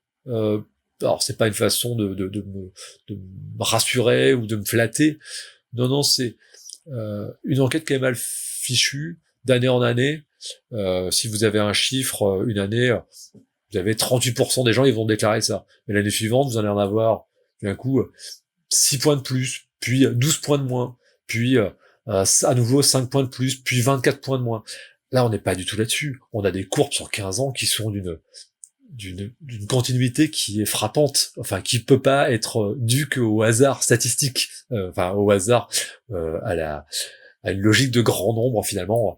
Non, on a des continuités, on a des phénomènes qui bougent pas, on a des phénomènes qui progressent de manière continue, on a des accidents quand on les observe nous et qu'on confronte avec des questions un peu similaires chez nos collègues de l'ADEME, parce que eux ont des gros dispositifs aussi barométriques. Ils ont plusieurs sociologues, j'ai oublié de le repréciser. Historiquement, ils en avaient qu'un, maintenant ils en ont 3 à l'ADEME. Eux ont beaucoup plus d'enquêtes encore que moi. On a des continuités, on voit vraiment des accidents aux mêmes endroits. Enfin, il y a des choses, ça ne peut pas être que des effets hasardeux, c'est-à-dire qu'il y a quand même une vraie continuité qui nous laisse à penser que notre dispositif et notre méthodologie, elle n'est pas complètement comme on aimerait la présenter. Oh, mais c'est des sondages, les gens ils racontent n'importe quoi, etc. C'est pas vraiment fiable. Moi, plus je pratique plus je suis convaincu qu'on produit des choses qui sont quand même relativement robustes. Après, il y a des biais de désirabilité, mais il est aussi fort la première année que la 10e année. Donc, quelque part, ce biais-là, il existe et il faut fonctionner avec. De toute façon, on a des gens qui délibérément font exprès de répondre à côté de la plaque. Mais ils le font tous les ans. Enfin, on a toujours à peu près les mêmes proportions. Ça, on a des études où on sait qu'on a toujours des gens qui aiment répondre à contre-courant. Donc, c'est quand même, malgré tout, donc un exercice de sociologie qui est assez différent de celui qui est quand même l'exercice principal qu'on apprend en fac, qui est quand même très centré sur les méthodologies qualitatives, qui sont souvent les méthodes les plus valorisées, je l'ai évoqué dans le début de mon parcours, moi c'est ce que j'aimais, j'y ai pris de la passion avec ce que ça peut te demander d'engagement même physique, l'observation participante, les entretiens extensifs, etc. Là on rentre les gens dans des cases, c'est certain que il y a un côté plus frustrant, on est dans une approche qui est beaucoup plus décalée du réel, vu qu'on travaille à distance des personnes. Après on vient produire quelque chose qui est complémentaire de toutes les études qui continuent de sortir. Aujourd'hui, la sociologie environnement est un champ qui est beaucoup plus développé que ce qu'il n'était au début des années 2000, comme je vous en parlais tout à l'heure. Et aujourd'hui, c'est ce qu'on apprend aux étudiants, c'est que sociologie qualitative et sociologie quantitative sont complémentaires, quoi, et se nourrissent l'un l'autre, et apportent, l'un apporte un peu de robustesse, l'autre apporte de la finesse. Voilà, et nous, on est incapable d'entrer dans la finesse, parce qu'on oblige les gens à rentrer dans 4 cases, ils ont pas le choix, c'est la case 1, 2, ou 3, ou 4, là où dans un entretien, on va se rendre compte que les gens, ils sont un peu dans le 1, mais aussi un peu dans le 3, mais parfois dans le 4 aussi. Bon, faut assumer ça. Nous, on pousse les gens à rentrer dans des cases, c'est assez limite, mais ça permet aussi de voir des vrais phénomènes massifs quand on travaille sur du long terme. Ça a aussi des vraies qualités, ce genre de démarche-là. Est-ce que vous pourriez revenir sur la réception et l'utilisation des résultats de toutes ces enquêtes? Comme vous disiez, vous les faites de manière indépendante, mais en même temps, vous faites aussi partie du ministère. Tout à l'heure, vous disiez que les résultats n'allaient pas toujours dans leur sens. Est-ce que vous auriez quelques exemples précis qui pourraient nous permettre de voir plus concrètement, en fait, comment ça se passe en interne? Par exemple, au moment de la restitution des résultats, et si ça peut aussi avoir des effets, après, sur les décisions politiques? Déjà, peut-être c'est important de le pointer, on est dans une démarche où il n'y a pas d'évaluation entre pairs ici. On est dans une évaluation hiérarchique standard. C'est-à-dire que il y a une personne qui a un profil différent, qui est pas forcément très familier avec les sciences humaines et sociales, à différents niveaux, donc les classiques, chef de bureau, sous-directeur, chef de service, qui peuvent avoir des appétences ou pas pour les sciences sociales, ça dépend, ça évolue dans le temps, c'est eux qui vont évaluer. Donc c'est à eux d'avoir une lecture déjà sur les travaux que vous produisez. Donc vous arrivez déjà, donc on est dans un service statistique, donc la prime elle est donnée à la production de chiffres. Donc il y a une façon de mettre en scène, il y a une façon d'écrire qu'il a fallu apprendre. Ça, c'est un vrai première chose. Et une façon d'être évalué qu'il faut aussi apprendre. Moi, au début, j'avais parfois le sentiment que les gens qui m'évaluaient, ils étaient pas, je vais être très sincère, je me disais, mais ils sont pas habilités à m'évaluer. Enfin, je veux bien me faire évaluer par n'importe qui, mais ils y connaissent rien, en fait, à la sociologie de l'environnement, etc. Bon, on apprend que ça, il va falloir composer avec. C'est comme ça. Il y a des gens, ils sont là, c'est la hiérarchie, et ils sont habilités à évaluer. Donc il faut apprendre aussi à répondre aux besoins. Donc écrire de manière parfois plus pour bien mettre en valeur les données. On est un service statistique, moi j'avais tendance un peu je me nourrissais des données et j'aurais situé, on va dire, quelque chose de plus littéraire. On m'a dit mais non, il faut qu'il y ait régulièrement des pourcentages entre parenthèses, etc. Il faut que les choses soient claires, etc. Donc ça c'est un apprentissage, c'est pas comme ça forcément qu'on apprend à écrire dans nos milieux un peu littéraires. Ça, c'est un premier aspect. Et puis, vous avez des mécaniques de relecture. Ça, c'est un type d'apprentissage qu'on ne peut pas avoir dans une relecture entre pairs, parce que les pairs, selon les revues où vous allez aller, ça sera jamais les mêmes. Là, la différence, c'est que vos évaluateurs, c'est toujours les mêmes. Donc, petit à petit, en fait, vous développez de l'expérience. C'est-à-dire que vous faites une publication, et, telle phrase, elle pose problème à votre N+1. Telle phrase, elle pose problème à votre N+2. La fois suivante, vous allez écrire d'une manière différente. Vous savez que ça va être perçu comme trop politique, trop controversé, trop critique. Donc, petit à petit, vous apprenez à écrire d'une manière qui est conforme à un style, à une forme d'objectivation propre au système statistique qui est d'être observateur. De commenter les choses souvent au pied au pied du chiffre. Alors ça peut être très frustrant. Nous on avait différentes collections, il y a différentes collections, des collections où on va être vraiment, on montre les données et on les commente très rapidement, c'est notamment ce qu'on peut avoir en ligne. Alors à écrire c'est finalement assez simple pour quelqu'un qui est assez à l'aise à l'écriture. Vous générez votre graphique, vous commentez les 3 grands résultats en vous commentant de commenter. Vous décrivez les résultats qu'il faut lire dans le graphique et puis vous passez à autre chose. Puis c'est à peu près ça qu'on vous demande, vous mettez vos 20 graphiques à la suite, et c'est assez simple. Mais d'un côté, c'est très grand public. Vous ne rentrez pas dans des grandes conceptualisations. Il n'y a pas à avoir lu tel ou tel auteur pour comprendre le propos. Voilà, quelqu'un qui n'a jamais lu le Rijbeck, il peut comprendre votre publication. Voilà, alors que parfois les publications universitaires que j'ai pu produire par le passé étaient étaient des papiers d'experts qui parlent aux experts. Voilà, on utilise des jargons qui ne sont qu'à nous pour des gens qui ont les mêmes références, les mêmes auteurs, etc. Donc là, on apprend finalement à écrire de manière très simple. Puis on a des publications qui sont à un niveau, on va dire, où on peut aller un peu plus loin, mais il faut faire attention, et puis il faut rester quand même dans des cadres assez contraints. Ça, c'est les 4 pages. Va falloir mettre le maximum d'informations, mais dans peu d'espace. Et enfin, il y a des publications un peu plus large, qu'on fait moins dans le cadre du service statistique, mais plutôt dans le cadre du commissariat général au développement durable. Ça, j'en ai coordonné 2, donc ce qu'on appelle la collection Théma, où là, j'invite des chercheurs à venir s'approprier les données, à venir échanger avec nous autour des données, et où là, on va dire, le style d'écriture est peut-être un peu plus libre et plus proche de ce qu'on peut faire dans le monde de la recherche. Et dans lequel je prends du plaisir à retrouver ça aussi, et à retravailler. Mais voilà. Donc, dans la façon d'écrire, déjà, c'est assez particulier. Donc ensuite, la dimension critique qu'on va pouvoir développer sur un bon nombre de collections de publications, tout simplement, ça va sauter, vous le savez par avance. Donc, une année, vous y allez, vous vous faites censurer, l'année d'après, vous le faites pas. En fait, vous vous auto-censurez par avance. C'est pas de la censure, mais c'est on vous dit, c'est pas des choses qui s'écrivent telles quelles, donc voilà, mais on a une liberté malgré tout de présenter des choses. Moi, j'ai jamais eu le sentiment d'avoir des pressions pour enlever des choses, mais il y a des chiffres, quand ils étaient pas bons, on me disait, mais est-ce que c'est pas la méthodologie qui est pas bonne? Oui, mais si la méthodologie est pas bonne pour ce chiffre-là, elle est pas bonne pour tous les autres chiffres que vous trouvez qui vont donc plutôt dans le sens de votre propos. Donc on peut pas avoir une lecture à 2 niveaux. Sur la réception, la diffusion, ça c'est quelque chose qui est assez particulier.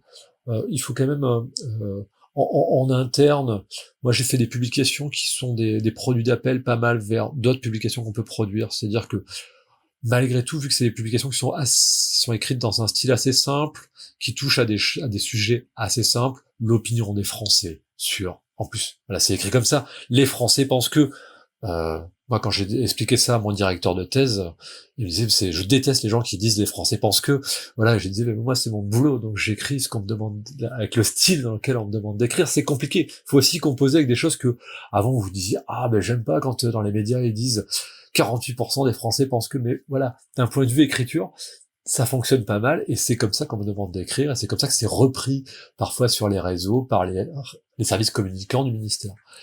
Là, il faut composer. Et ça, c'est le propre de n'importe quelle situation professionnelle. C'est-à-dire que on peut avoir, si on a trop de principes, à un moment, on finit par pas avoir de boulot, quoi. Donc, il faut aussi accepter parfois de composer entre les attendus de l'employeur et puis les principes qu'on peut avoir soi-même.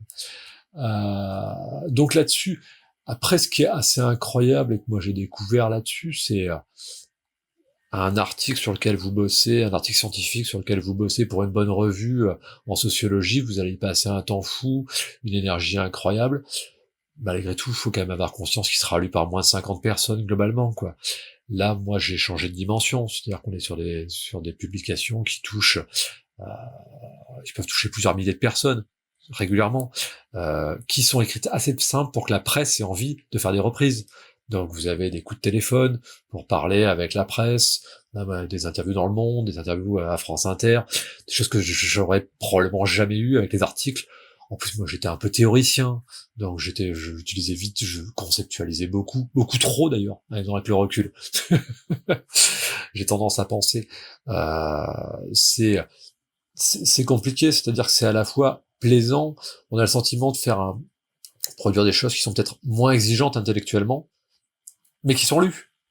Et on se dit, est-ce que je préférais avant faire des choses qui étaient extraordinairement intelligentes, mais qui finalement ne dépassaient pas un cercle extrêmement restreint d'experts, qui parfois en plus, pour X ou Y raison, en fait, ont surtout ouvert la publication pour voir si c'était eux-mêmes cités. Parce que vu que sur nos domaines, parfois, on est tellement pas nombreux qu'en fait, les gens, quand ils viennent lire vos trucs, c'est d'abord pour voir, tiens, ça c'est mon domaine. Il me cite pas, bon ok. Ok, je le citerai pas la prochaine fois non plus. Bon, c'est parfois un peu, on a aussi ces réalités-là, parfois un peu mesquines, c'est dommage, mais c'est la réalité. Donc ça a quand même été quelque chose d'assez appréciable. Après, malgré tout, on fait partie d'un système ministériel, on est porteur d'une parole publique, donc aujourd'hui, vous avez des sollicitations presse, mais on n'y donne pas toujours suite, même on y donne de moins en moins suite, parce qu'en fait, il nous faut l'autorisation de parler avec la presse, quoi. Là où avant, en tant que chercheur indépendant, vous, cet après-midi, quelqu'un vous appelle, un journaliste, il vous appelle pour vous parler, si vous avez envie de lui parler, vous lui parlez, quoi. Moi, je peux pas. Il faut que d'abord je demande l'autorisation de leur parler, et globalement, aujourd'hui, on nous donne moins d'autorisation. C'est pas parfois un peu frustrant, parce qu'on sait que c'est une belle occasion de faire connaître le travail sur lequel on travaille, et que dont les résultats sont intéressants, et qui mériteraient d'être connus, mais ça, c'est... Donc voilà, moi j'ai la chance quand même d'avoir des publications qui marchent bien, sur lesquelles on a quand même pas mal de consultations, sur lesquelles qui sont pas mal reprises par la presse, mais également par des collègues universitaires. Je trouve ça assez agréable, parce que ils savent pas toujours bien comment les référencer. C'est pas des articles, c'est pas des bouquins, mais ça vient répondre à des besoins, ça permet de faire des intros, de remettre des éléments de contexte. On apporte aussi ça, et pour préparer des cours. J'ai pas mal de gens qui me disent aussi qu'ils utilisent ça pour leurs cours d'introduction. C'est le sentiment malgré tout d'être utile sur cet aspect-là, pour arriver à la question de comment en fait au sein du ministère finalement le pouvoir politique, c'est-à-dire le ministre ou du moins son cabinet ou les gens qui sont les gouvernants, comment on s'approprie ça? Ça honnêtement c'est difficile de le dire. C'est-à-dire qu'on est très loin d'eux. On est un très gros ministère, on les approche rarement. Je sais que moi, mes très grands chefs, jusqu'au niveau où j'arrive à peu près à être connu, ils connaissent mes travaux, ils ont en main mes données, et qui sont en mesure, eux, d'être les vecteurs pour alimenter le logiciel de connaissance de nos différents ministres. Est-ce qu'ils le font, est-ce qu'ils le font pas? C'est toujours difficile à estimer. On a parfois le sentiment de se dire, je vais prendre un exemple très simple. J'ai fait une publication il y a quelques années, en 2017, dans un INSEE référence qui s'appelle l'inégale capacité à agir en faveur de l'environnement, qui montrait en fait que une forme d'inégalité environnementale, c'était tiré de l'enquête sur les pratiques environnementales des ménages, c'était en fait on n'a pas tous les mêmes capacités, simplement on peut avoir envie de changer, mais on n'a pas tous les mêmes capacités. Là, c'est un article assez outillé, pour le coup, où j'avais eu assez de liberté pour réoutiller tout ça un peu d'un point de vue conceptuel, avec notamment les idées de capabilities chez Amartya Sen, et des choses comme ça.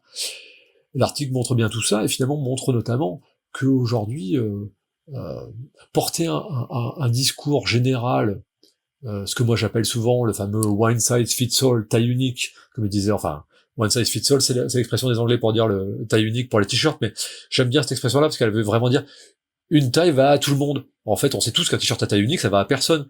Selon qu'on est menu, large, petit, grand. En fait, c'est un mythe. Mais en fait, aujourd'hui, la communication politique sur l'environnement, elle fonctionne en one size fits all. C'est-à-dire que on présume en fait que tout le monde, qu'on a un espèce d'individu moyen qui pourrait réceptionner ça. Et du coup, on va avoir des communications politiques qui parfois disent c'est simple, faut abandonner la voiture, suffit de prendre le vélo. Mais quand vous habitez dans les Alpes, quand vous habitez dans le Massif central, quand vous entendez ce discours-là, c'est insultant en fait, parce qu'en fait prendre le vélo, mais les gens ils peuvent pas prendre le vélo, ils ont pas le choix, ils sont obligés de prendre la voiture parce que il y a pas de transport en commun, il y a plus de train. Je reprends en Ardèche, il y a pas de train aujourd'hui, il y a pas de train qui s'arrête dans aucune gare. Là. Et cette dimension-là, nous on n'est pas tous égaux pour agir et se passer de la voiture quand on habite en milieu rural, et notamment en milieu rural avec une topographie très accidentée, c'est pas simplement qu'on veut pas, c'est qu'on peut pas du tout. Et envoyer des signaux qui disent il suffirait d'eux, etc., comme si tout le monde pouvait pareil, en fait ces signaux-là ils sont parfois interprétés de manière très négative. Et en fait ils jouent à contre, ils tirent une balle dans le pied du message principal qu'ils veulent passer, qui est qu'il faut transformer les choses. Et une partie des conclusions, elle montrait que il fallait être très vigilant sur ce genre de message très simple, parce qu'en fait ils alimentaient aussi une part de réticence, voire de refus. Et c'est exactement ce qu'on a vu un an plus tard avec les Gilets jaunes.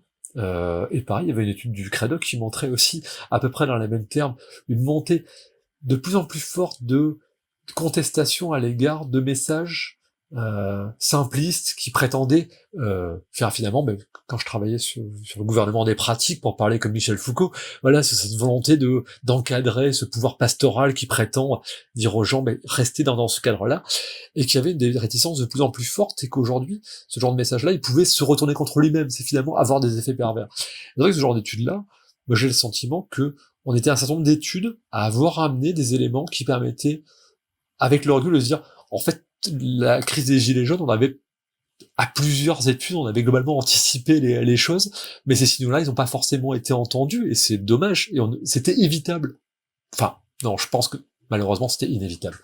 Mais il fallait un prétexte, mais le prétexte qui a servi, celui-là, il était évitable. On aurait pu éviter d'être aussi... on aurait pu éviter, et je pense que ce genre d'études-là, elles aident aussi à anticiper ce genre de situation-là, quand il y a des montées de crispation dans la société, de pouvoir se dire, ah, c'est peut-être plus la façon dont il faut s'adresser à la population, faut être vigilant, faut aussi s'adresser autrement. Mais là, on y revient sur la réception. Aujourd'hui, même les publications, elles portent toutes une Marianne avec marqué ministère de la transition écologique, etc. Ça, c'est assez frappant, c'est-à-dire c'est aussi le poids de l'expertise et de l'expertise publique. Il y a vraiment une dizaine d'années, quand on arrivait avec un document qui portait la Marianne, c'était un peu le rapport officiel fait par les experts publics, etc.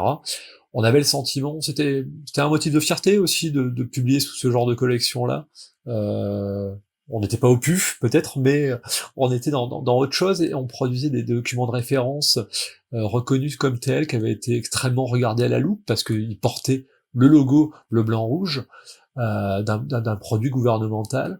On avait le sentiment, et je pense que c'était le cas, que ça a apporté une plus-value à nos documents, ça a apporté une légitimité, la légitimité du document officiel. Aujourd'hui, on est presque à l'inverse, c'est-à-dire qu'il y a une forte réticence à l'égard des expertises de manière générale.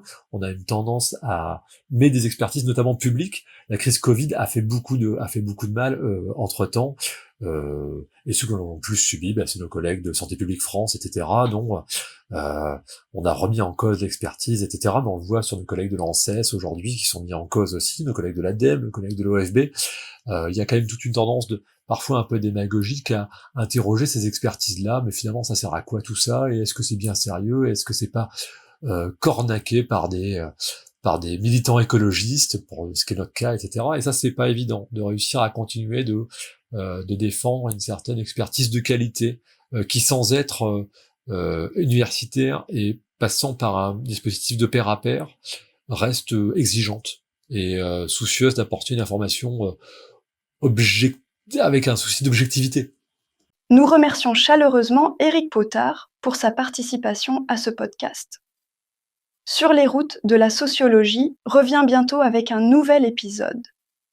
Nous partirons à la rencontre de Laurence, sociologue engagée dans l'expertise des politiques publiques. Fonctionnaire territoriale, elle a conduit de nombreuses évaluations de programmes publics en Île-de-France. Comme Éric, elle est également passée par l'ADEME, l'Agence de l'environnement et de la maîtrise de l'énergie. Laurence est reconnue dans le monde académique pour ses publications, notamment dans la revue Sociologie pratique. Dans cet épisode, nous verrons quel regard analytique elle porte sur son parcours et comment elle pense le rôle des sociologues dans le champ de l'expertise des politiques publiques. À bientôt sur les routes de la sociologie.